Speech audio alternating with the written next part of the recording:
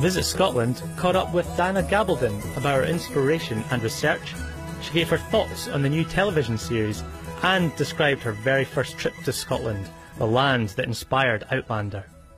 Oh, I'd never been to Scotland when I wrote Outlander. I did that from library research.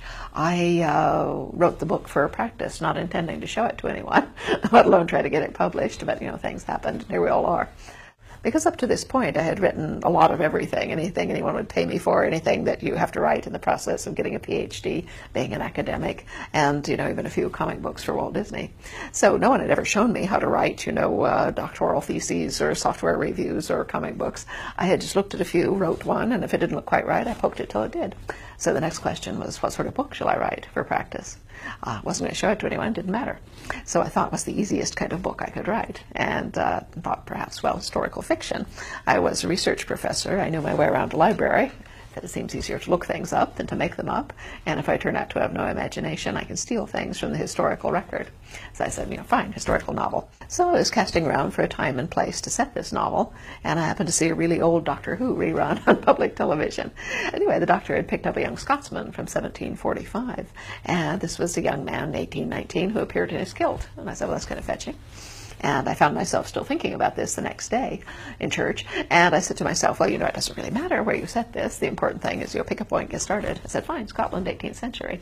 So that's where I began, knowing nothing at the time about Scotland or the 18th century, having no plot, no outline, and no characters, nothing but the rather vague images conjured up by the notion of a man in a kilt. They fortunately gave me a 3-book contract when they bought Outlander, and I said to my husband, well, I really must go and see the place. So we went to London, rented a car, drove up to the Highlands, and spent several weeks roaming around looking at things.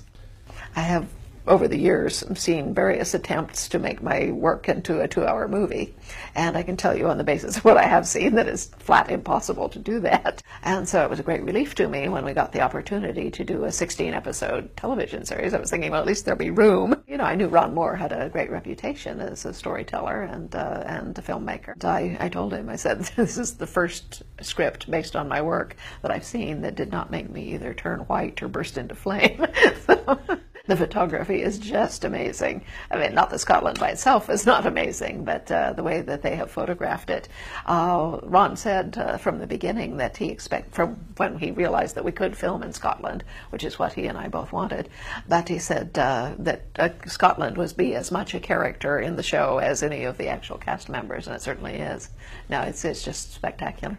The books have been out for about 23 years now, and I've heard from an awful lot of people who came to Scotland because they'd read the book.